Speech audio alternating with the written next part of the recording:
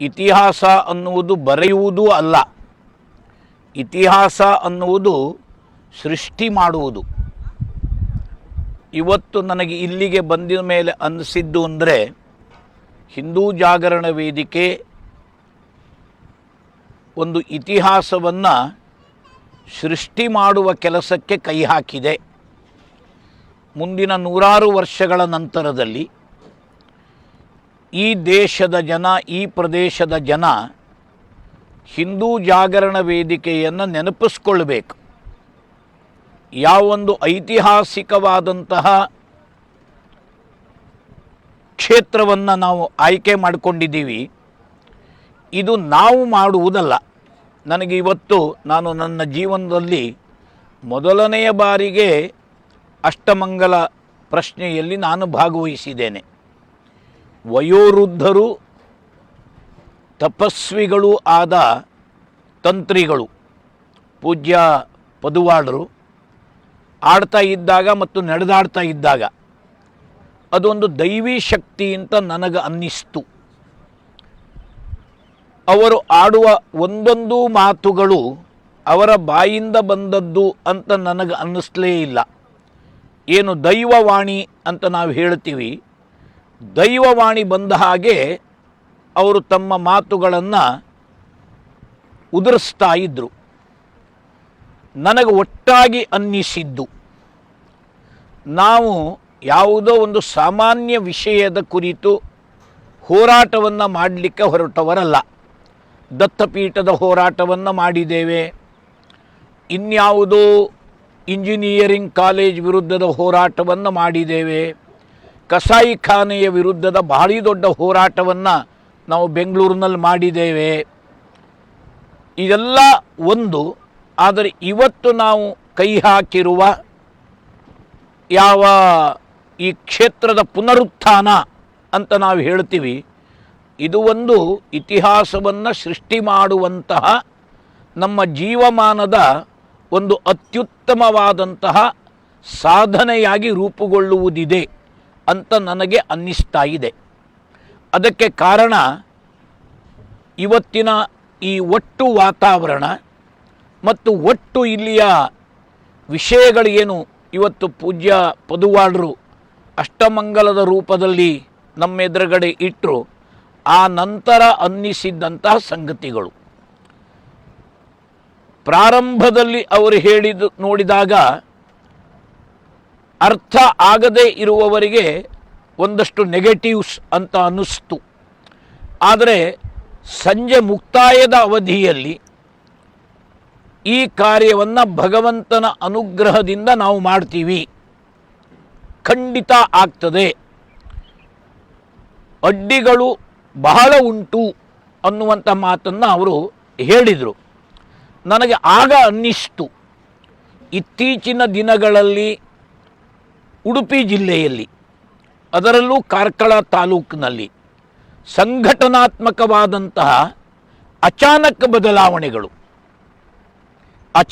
ಬದಲಾವಣೆಗಳು ಅದು ಸಹಜವಾದಂತಹ ಒಂದು ಪ್ರಕ್ರಿಯೆ ಅಂತ ನನಗೆ ಈಗ ಅನ್ನಿಸುವುದಿಲ್ಲ. ನಾನು ಮಹೇಶ್ವರಿಗೆ ಹೇಳಿದೆ, ಏನೊಂದು ಬದಲಾವಣೆ ಬಂತು, ಏಕದಮ್ ಸಂಘಟನಾತ್ಮಕವಾದಂಥ ಬದಲಾವಣೆ, ಅದು ಕೂಡ ಈ ಕ್ಷೇತ್ರಕ್ಕೆ ಸಂಬಂಧಿಸಿದಂತೆ ಇರಬಹುದೇ ಅನ್ನುವಂಥ ಒಂದು ಪ್ರಶ್ನೆಯು ನನ್ನಲ್ಲಿ ಉದ್ಭವಿಸಿದೆ. ಇಲ್ಲದೇ ಇದ್ದರೆ ಇಂತಹ ಒಂದು ಕಠೋರವಾದ ಮತ್ತು ಕಲ್ಪನೆಯನ್ನು ಮಾಡಲಿಕ್ಕೆ ಸಾಧ್ಯ ಇಲ್ಲದೇ ಇರುವಂತಹ ಒಂದು ಸವಾಲನ್ನು ನಾವು ಇವತ್ತು ಸ್ವೀಕಾರ ಮಾಡಿದ್ದೇವೆ.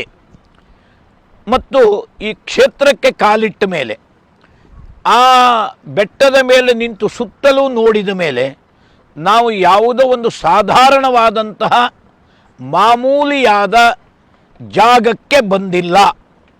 ಯಾವುದೋ ಒಂದು ಶಕ್ತಿ ಇವತ್ತು ನಮ್ಮೆಲ್ಲರನ್ನೂ ಇಲ್ಲಿಗೆ ಕರ್ಕೊಂಡು ಬಂದಿದೆ. ಇನ್ನು ಮುಂದಾಗುವಂತಹ ಎಲ್ಲ ಕೆಲಸಗಳು ಆ ಚೈತನ್ಯ, ಅವರೇನು ಹೇಳ್ತಾ ಇದ್ದಾರೆ, ಚೈತನ್ಯ ಚೈತನ್ಯ ಚೈತನ್ಯ ಚೈತನ್ಯ, ಆ ಚೈತನ್ಯವೇ ನಮ್ಮಿಂದ ಮಾಡಿಸುವುದಿದೆ. ಮತ್ತೊಂದಷ್ಟು ಸೂಕ್ಷ್ಮವಾದ ಎಚ್ಚರಿಕೆಗಳನ್ನು ಅವರು ಹೇಳಿದರು. ಆದರೆ ಇದು ಹಿಂದೂ ಜಾಗರಣ ವೇದಿಕೆಯ ಕಾರ್ಯಕರ್ತರಿಗೆ ಆ ಸೂಕ್ಷ್ಮತೆ ಹೊಸತೇನೂ ಅಲ್ಲ. ನಾವು ನಮ್ಮ ಪ್ರಾಣವನ್ನು ಪಣಕ್ಕಿಟ್ಟೇ ಈ ಕೆಲಸಕ್ಕೆ ಕೈ ಹಾಕಿದ್ದೀವಿ. ಇಸ್ಲಾಮಿಕ್ ಮೂಲಭೂತವಾದಿಗಳು ಚರ್ಚಿನ ಒಂದು ಸಂಘರ್ಷದ ಮಾನಸಿಕತೆ ಇವರ ಎದುರಿಗೆ ಸೆಡ್ಡು ಹೊಡೆದು ನಿಲ್ಲುವುದಕ್ಕಾಗಿಯೇ ಹಿಂದೂ ಜಾಗರಣ ವೇದಿಕೆ ಹುಟ್ಟಿಕೊಂಡಿದೆ. ಹಿಂದೂ ಜಾಗರಣ ವೇದಿಕೆ ಬೇರೆ ಯಾವುದೋ ಒಂದು ಮಾಮೂಲಿಯಾದ ಹಿಂದೂ ಸಮ್ಮೇಳನ, ಹಿಂದೂ ಸಮಾಜೋತ್ಸವ, ಹಿಂದೂ ರ್ಯಾಲಿಗಳು, ಹಿಂದೂ ಪ್ರದರ್ಶನಗಳು ಅದನ್ನು ಮಾಡುವುದಕ್ಕಾಗಿ ಹುಟ್ಟಿಕೊಂಡದ್ದಲ್ಲ. ಹಿಂದೂ ಜಾಗರಣ ವೇದಿಕೆ ಹುಟ್ಟಿಕೊಂಡದ್ದೇ ಸಂಘರ್ಷಕ್ಕಾಗಿ ಅಂದಮೇಲೆ ಪ್ರಾಣವನ್ನು ಪಣಕ್ಕಿಟ್ಟೆ ನಾವಿದು ಕೈ ಹಾಕ್ತಾ ಇದ್ದೀವಿ ಅನ್ನುವುದು ನಮ್ಮ ನಿರ್ಧಾರ. ಅಕಸ್ಮಾತ್ ಇಷ್ಟು ಆದಮೇಲೂ ನಾವು ಯಾಕೆ ಬದುಕಿದ್ದೀವಿ ಅಂದರೆ ಸಾಯ್ಲಿಕ್ಕಾಗಿಯೇ ಬದುಕಿದ್ದೀವಿ. ಇದರ ಬಗ್ಗೆ ಎರಡು ಮಾತೇ ಇಲ್ಲ. ಯಾರು ಸಾಯ್ಲಿಕ್ಕಾಗಿ ಬದುಕ್ತಾರೆ ಅವ್ರು ಯಾರೂ ಸಾಯುವುದಿಲ್ಲ. ಬದುಕಬೇಕು ಅನ್ನುವರು ಸಾಯ್ತಾರೆ. ಇದುವರೆಗೆ ನೀವು ಯಾವುದೇ ಇತಿಹಾಸದಲ್ಲಿ ನೋಡಿ, ರಾಣಾ ಪ್ರತಾಪ ಸಿಂಹ ಕನಸನ್ನು ಕಂಡ ನಂತರದಲ್ಲಿ ಸತ್ರು. ಛತ್ರಪತಿ ಶಿವಾಜಿ ಹಿಂದವಿ ಸ್ವರಾಜ್ಯವನ್ನು ಕಟ್ಟಿದ ಮೇಲೆ ಸ್ವರ್ಗಸ್ಥರಾದರು. ಹಾಗಾಗಿ ನಾವು ರಾಷ್ಟ್ರ ಕಾರ್ಯ, ಧರ್ಮ ಕಾರ್ಯ, ಸಮಾಜದ ಕಾರ್ಯಕ್ಕೆ ಕಂಕಣಬದ್ಧವಾಗಿರುವವರು ನಾವು ಹಿಂದೂ ಜಾಗರಣ ವೇದಿಕೆಯವರು. ಹಾಗಾಗಿ ಇವತ್ತು ಏನು ಅಷ್ಟಮಂಗಲದ ಕಟ್ಟ ಕಡೆಯಲ್ಲಿ ನಾನು ಅರ್ಥ ಮಾಡ್ಕೊಂಡಿರುವ ಹಾಗೆ ಅದರೊಳಗೆ ವ್ಯತ್ಯಾಸ ಇರಬಹುದು. ಯಾವ ಜೀವಕ್ಕೂ ಅಪಾಯ ಇದೆ, ಅದೇ ದುರ್ಮರಣಗಳು ಇಲ್ಲೂ ಸಂಭವಿಸಬಹುದು. ಅದನ್ನು ತಡೆಯದೇ ಇರುವಂತೆ ಈಶ್ವರನಿಗೆ ಅಭಿಷೇಕವನ್ನು ಅಭಿಷೇಕ ಮಾಡಿಸೋಣ. ಒಂದಲ್ಲ 10 ಮಾಡಿಸೋಣ, ಪ್ರತಿ ತಿಂಗಳು ಮಾಡಿಸೋಣ, ಅಮಾವಾಸ್ಯೆ ದಿವಸವೇ ಮಾಡ್ಕೊಳ್ಳೋಣ. ಆದರೆ ನಾನು ಆರಂಭದಲ್ಲಿಯೇ ಹೇಳಿರುವಂತೆ ಒಂದು ಹೊಸ ಇತಿಹಾಸವನ್ನು ನನಗೆ ಅನ್ನಿಸ್ತದೆ ಇಡೀ ದಕ್ಷಿಣ ಕನ್ನಡ ಜಿಲ್ಲೆಯಲ್ಲಿ ಇಂತಹ ಒಂದು ಜಾಗದಲ್ಲಿ ಒಂದು ಧಾರ್ಮಿಕ ಕ್ಷೇತ್ರ ಅದರ ನಿರ್ಮಾಣ ಇನ್ಯಾವುದೂ ಆಗಲಿಕ್ಕಿಲ್ಲ. ಹಾಗಾಗಿ ಭಗವಂತನೇ ನಮ್ಮನ್ನು ಇಲ್ಲಿಗೆ ಕರ್ಕೊಂಡು ಬಂದಿದ್ದಾನೆ. ಆ ಕಾರ್ಯವನ್ನು ನಾವು ಪೂರ್ತಿ ಮಾಡ್ತೀವಿ. ಆ ಪೂರ್ತಿಗೆ ದೈವಾನುಗ್ರಹ ಸಂಪೂರ್ಣವಾಗಿ ನಮ್ಮ ಜೊತೆಗೆ ಇದೆ ಅನ್ನುವುದನ್ನು ಆ ದೈವಿ ಸಂಭೂತ ತಂತ್ರಿಗಳು ಈಗ ಹೇಳಿದ್ದಾರೆ ಅಂತ ನನಗನ್ನಿಸ್ತದೆ. ಹಾಗಾಗಿ ಹಿಂದೂ ಜಾಗರಣ ವೇದಿಕೆಯ ನೇತೃತ್ವವು ಕೂಡ ಇದು ನೇತೃತ್ವ ಅಷ್ಟೇ. ಇದನ್ನು ನಾವು ಮಾಡ್ತಾ ಇದ್ದೀವಿ ಅಂತ ಅಪ್ಪಿತಪ್ಪಿಯೂ ಕೂಡ ಹಿಂದೂ ಜಾಗರಣ ವೇದಿಕೆಗೆ ಅಭಿನವೇಶ, ವ್ಯಕ್ತಿದಾದರೆ ಅಹಂಕಾರ, ಅದೇ ಸಂಘಟನೆದಾದರೆ ಅಭಿನವೇಶ ಇದು ಬರಬಾರ್ದು. ನಾವು ಇಡೀ ಸಮಾಜ ಅದರ ಸೂಚನೆಯಂತೆ, ಅವರ ಸಲಹೆಯಂತೆ, ಅವರ ಮಾರ್ಗದರ್ಶನದಲ್ಲಿ, ಅವರ ಆಶೀರ್ವಾದದಲ್ಲಿ ಯುದ್ಧವನ್ನು ಮಾಡುವ ಕಾಲಾಳುಗಳು, ಸೈನಿಕರು ನಾವು ಅನ್ನುವ ಒಂದು ಶರಣು ಭಾವದಲ್ಲಿ ನಾವು ಕೆಲಸವನ್ನು ಮಾಡ್ತಾ ಹೋದರೆ ಪೂಜ್ಯ ತಂತ್ರಿಗಳು ಹೇಳಿದಾಗೆ ಯಶಸ್ಸು ಕಟ್ಟಿಟ್ಟ ಬುತ್ತಿ, ಇಚ್ಛಾಶಕ್ತಿ ಇದ್ದರೆ, ವಿಲ್ ಪವರ್ ಅಂತೇನು ಹೇಳ್ತಾರೆ, ಒಂದು ಬದ್ಧತೆ, ನಾನು ಯಾವುದಕ್ಕಾಗಿ ಇದ್ದೀನಿ ಅನ್ನುವ ಬದ್ಧತೆ, ಈ ಬದ್ಧತೆ ಇರುವಾಗ ನನ್ನ ವ್ಯಕ್ತಿಗತವಾದಂಥ ಯಾವ ಇಗೋ ಸ್ವಪ್ರತಿಷ್ಠೆ ಅಂತಾರೆ ಅದಕ್ಕೆ ಅವಕಾಶ ಇಲ್ಲ. ನಾವು ಒಂದು ಸಂಘಟನೆಯಾಗಿ ಒಂದು ಮೇಲ್ಪಂಕ್ತಿಯನ್ನು ನಾವು ಸಮಾಜದಲ್ಲಿ ಹಾಕಿದ್ದೀವಿ. ನಾವು ನಿಮಿತ್ತ ಮಾತ್ರ. ಸಮಾಜದ ಇಡೀ ಸಮಾಜ ನಮ್ಮ ಹಿಂದ್ಗಡೆ ಇದೆ. ಈ ಮಾನಸಿಕತೆಯೊಂದಿಗೆ ನಾವು ಕೆಲಸಕ್ಕೆ ಧುಮುಕಬೇಕು. ಜಯ ಅನ್ನುವುದು ಕಟ್ಟಿಟ್ಟ ಬುತ್ತಿ. ಆ ಮಾನಸಿಕತೆಯ ಜೊತೆಯಲ್ಲಿ ಏನೊಂದು ಇತಿಹಾಸವನ್ನು ಬರೆಯುವುದಕ್ಕೆ ನಾವು ಹೊರಟಿದ್ದೀವಿ. ಅದನ್ನು ಬರೆದು ಪೂರೈಸುವ, ಅದಕ್ಕೆ ದೈವಾನುಗ್ರಹ ಉಂಟು. ಆ ಕೆಲಸವನ್ನು ಮಾಡುವ ಸಂಪೂರ್ಣ ಸಾಮರ್ಥ್ಯ ಕಾರ್ಕಳದ, ಉಡುಪಿ ಜಿಲ್ಲೆಯ ಪ್ರತಿಯೊಬ್ಬ ಕಾರ್ಯಕರ್ತನಿಗೂ ಇದೆ. ಆ ಸಾಮರ್ಥ್ಯವನ್ನು ಗುರುತಿಸಿದ ದೈವಿ ಶಕ್ತಿ ನಮ್ಮನ್ನು ಇಲ್ಲಿಗೆ ಕರ್ಕೊಂಡು ಬಂದಿದೆ ಅನ್ನುವ ಭಾವನೆಯೊಂದಿಗೆ ನಾವು ಕಾರ್ಯಪ್ರವೃತ್ತರಾಗೋಣ. ಇಡೀ ಸಮಾಜವನ್ನು ನಮ್ಮ ಒಟ್ಟಿಗೆ ತಗೊಳ್ಳೋದು ಹೇಗೆ ಅನ್ನುವುದರ ಬಗ್ಗೆ ಇನ್ನಷ್ಟು ವಿಶಾಲವಾದ ಮಾನಸಿಕತೆಯೊಂದಿಗೆ ಹೆಜ್ಜೆಯನ್ನು ಇಡೋಣ. ಆ ದೃಷ್ಟಿಯಲ್ಲಿ ಕೆಲಸ ಮಾಡ್ತೀರಿ ಅನ್ನುವ ವಿಶ್ವಾಸ ನನಗಿದೆ ಮತ್ತು ಒಳ್ಳೆಯ ಕೆಲಸಕ್ಕೆ ಕೈ ಹಾಕಿದ್ದೀವಿ. ಅವರು ಹೇಳಿರುವಂಥ ಎಲ್ಲ ಸಂಗತಿಗಳು ಸಾಕ್ಷಾತ್ಕಾರ ಆಗುವುದಿದೆ. ಅಕಸ್ಮಾತ್ ಎಲ್ಲವೂ ಅನುಕೂಲಕರವಾಗಿ ಇತ್ತು ಅಂದಿದ್ದರೆ ನಾವು ಇಷ್ಟೆಲ್ಲ ಕಷ್ಟಪಡುವ ಅವಶ್ಯಕತೆಯೇ ಇರಲಿಲ್ಲ. ಅಡ್ಡಿ ಇದೆ, ಆತಂಕ ಇದೆ, ಇತ್ಯಾದಿ ಇತ್ಯಾದಿ ಅಡೆತಡೆಗಳು ಇದೆ. ಅದನ್ನು ಮೆಟ್ಟಿ ನಿಲ್ಲುವುದಕ್ಕೆ ದೈವಾನುಗ್ರಹ ಮತ್ತು ಅದನ್ನು ಮೆಟ್ಟಿ ನಿಲ್ಲುವುದಕ್ಕೆ ನಮ್ಮ ಸಂಘಟನೆಯ ಸಾಮರ್ಥ್ಯ ಇವೆರಡೂ ಇದೆ ಅನ್ನುವಂತಹ ನಂಬಿಕೆ, ಭರವಸೆ, ವಿಶ್ವಾಸದೊಂದಿಗೆ ನಾವು ಹೆಜ್ಜೆಯನ್ನು ಮುಂದಿಡೋಣ. ಯಶಸ್ಸು ಭಗವಂತನ ದಯೆಯಿಂದ ಕಟ್ಟಿಟ್ಟ ಬುತ್ತಿ ಅಂತ ನನಗೆ ಅನ್ನಿಸ್ತಾ ಇದೆ. ಭಾಳ ಹೆಮ್ಮೆ ಅಂತ ಅನ್ನಿಸ್ತಾ ಇದೆ. ನಮ್ಮ 2ನೆಯ ಸರಸಂಘ ಚಾಲಕರು, 3ನೇ ಸರಸಂಘ ಚಾಲಕರು ಪೂಜ್ಯ ಬಾಳಾಸಾಹೇಬ್ ದೇವರಸ್ ಅವರು ಹೇಳುವಂಥ ಮಾತು ನನಗೀಗ ನೆನಪು ಆಗ್ತಾ ಇದೆ. ಅಂದರೆ ದೇವರನ್ನು ಮೀರಿಸುವಂಥ ಒಂದು ಭಕ್ತ ಗಣ, ದೇವ ದುರ್ಲಭ ಕಾರ್ಯಕರ್ತರು ಅಂತ ನಾವೇನು ಹೇಳ್ತೀವಿ, ಅಂಥ ಒಂದು ಕಾರ್ಯಕರ್ತರ ಪಡೆ ಈಗ ಉಡುಪಿ ಜಿಲ್ಲೆಯಲ್ಲಿ ನಿರ್ಮಾಣ ಆಗಿದೆ. ಹಾಗಾಗಿ ನಮ್ಮ ಜೀವಮಾನದ ಸಾಧನೆ ಇದು. ಸಿಂಹಾವಲೋಕನ ಅಂತ ಹೇಳ್ತಾರೆ. ಒಂದು ಕಾಡಿನಲ್ಲಿದ್ದ ಸಿಂಹ ದೂರ ನಡೆದ ಬೆಟ್ಟದ ತುದಿಯಲ್ಲಿ ನಿಂತು ತಿರುಗಿ ಒಂದು ಸಾರಿ ನೋಡ್ತದಂತೆ, ನಾನು ಎಷ್ಟು ದೂರ ಬಂದೆ ಅಂತ. ಸಿಂಹಾವಲೋಕನ.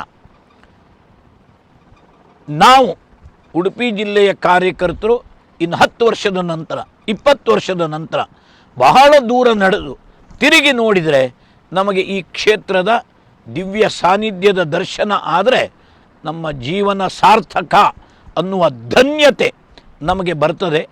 ಆ ಒಂದು ಈಗ ಅರ್ಥ ಆಗಲಿಕ್ಕಿಲ್ಲ ನಮಗೆ, ಇನ್ನು 10 ವರ್ಷದಲ್ಲಿ ಇದಾಗಬಹುದು. ಛಲ ಬಿಡದ ತ್ರಿವಿಕ್ರಮನಂತೆ ಕಮಿಟ್ಮೆಂಟ್, ಡೆಡಿಕೇಶನ್. ಕಮಿಟ್ಮೆಂಟ್ ಅಂದರೆ ಬದ್ಧತೆ, ಡೆಡಿಕೇಶನ್ ಅಂದರೆ ಸಮರ್ಪಣೆ, ಇಚ್ಛಾಶಕ್ತಿ ಅಂದರೆ ಮಾಡಿಯೇ ತೀರ್ತೀನಿ ಅನ್ನುವ ಛಲ. ನಾನು ಆಗಲೇ ಹೇಳಲಿಕ್ಕೆ ಹೊರಟಿದ್ದೆ, ಸ್ವಲ್ಪ ಡೈವರ್ಟ್ ಆಯಿತು. ಯಾವ ಮೋದಿ, ಯಾವ ಅಮಿತ್ ಶಾ, ಅಂದರೆ ನಾವು ಹಿಂದೂ ಸಂಘ ಪರಿವಾರದ ಒಂದು ಸಂಘಟನೆಯಾದ ಹಿಂದೂ ಜಾಗರಣ ವೇದಿಕೆಯಲ್ಲಿ ನಾವಿದ್ದೇವೆ, ಇನ್ನೊಂದು ಸಂಘಟನೆಯಲ್ಲಿ ಅವರಿದ್ದಾರೆ.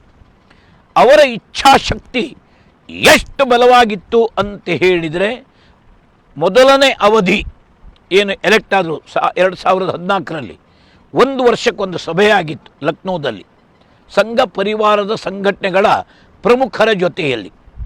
5 ದಿವಸದ ಒಂದು ಚರ್ಚೆ, ಏನೇನಾಗಿದೆ ಅಂತ. ಉದ್ಘಾಟನೆಯಲ್ಲಿ ನರೇಂದ್ರ ಮೋದಿ ಇದ್ದರು, ಸಮಾರೋಪಕ್ಕೆ ನರೇಂದ್ರ ಮೋದಿ ಬಂದಿದ್ದರು. ಆವಾಗ ಅವರೊಂದು ಮಾತು ಹೇಳಿದರು, ಅಂದರೆ ಎಷ್ಟರ ಮಟ್ಟಿಗೆ ಅವ್ರ ಇಚ್ಛಾಶಕ್ತಿ ಇದೆ ಅಂತ. ಈ ಕಾಲಾವಧಿಯಲ್ಲಿ 14ರಿಂದ 19ರವರೆಗೆ ನನ್ನ ಸಾಧನೆಯನ್ನು ಅಳಿಬೇಡಿ, ದಯವಿಟ್ಟು ನಿಮ್ಮಲ್ಲಿ ಪ್ರಾರ್ಥನೆ ಮಾಡ್ತೀನಿ, ನನ್ನ ಸಾಧನೆಯನ್ನು ಅಳಿಬೇಡಿ. ಯಾಕೆಂದರೆ 70 ವರ್ಷದ 70 ವರ್ಷದ ಹೊಂಡವನ್ನು ನಾನು ಮುಚ್ಚಬೇಕಾಗಿದೆ. ಎಲ್ಲೆಲ್ಲಿ ಏನೇನು ಅನಾಹುತ ಸಂಭವಿಸಿದೆ ನನಗೆ ಗೊತ್ತೇ ಇಲ್ಲ.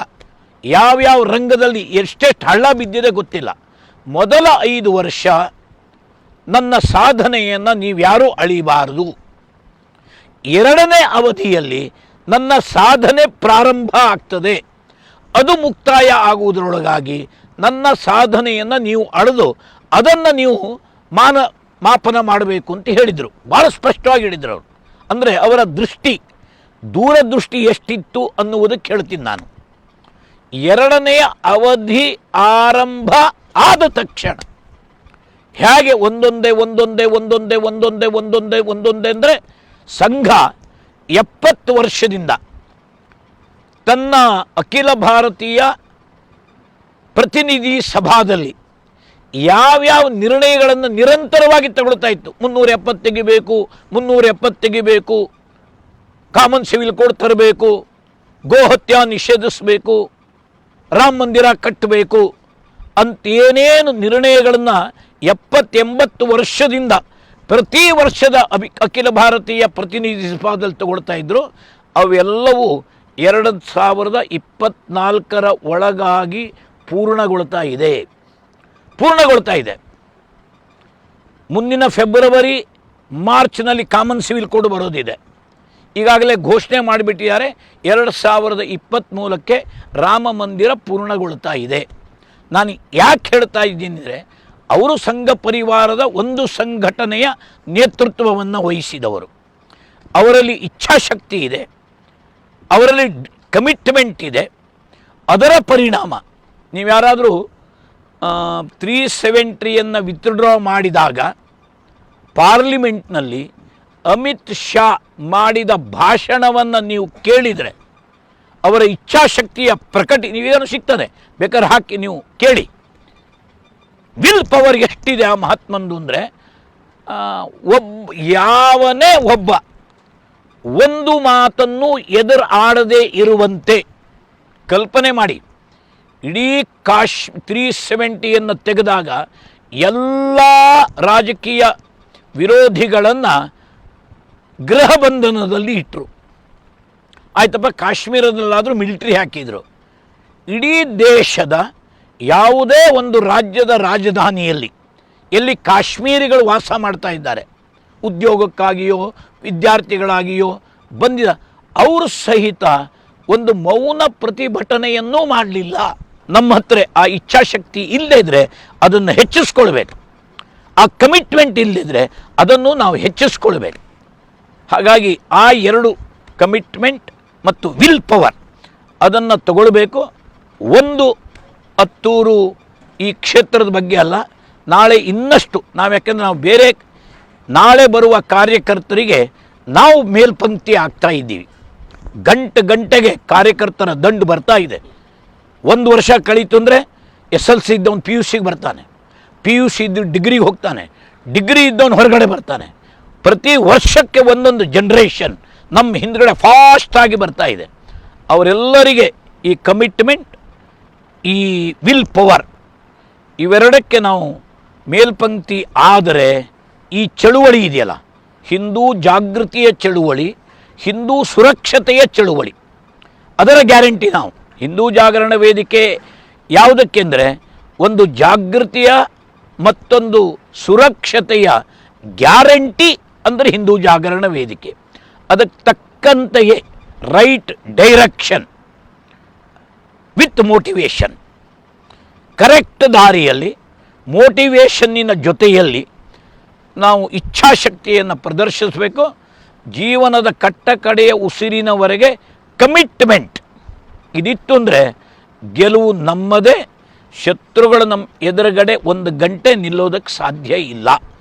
ಅದನ್ನು ಪರೀಕ್ಷೆಯ ನಾನು ಯಾವಾಗಲೂ ಹೇಳ್ತೀನಿ, ನಾವು ಅನೇಕ ಸಂಗತಿಗಳ ಬಗ್ಗೆ ಬುರುಡೆ ಹೊಡ್ಕೊಂಡು ಓಡಾಡ್ತಾ ಇರ್ತೀವಿ.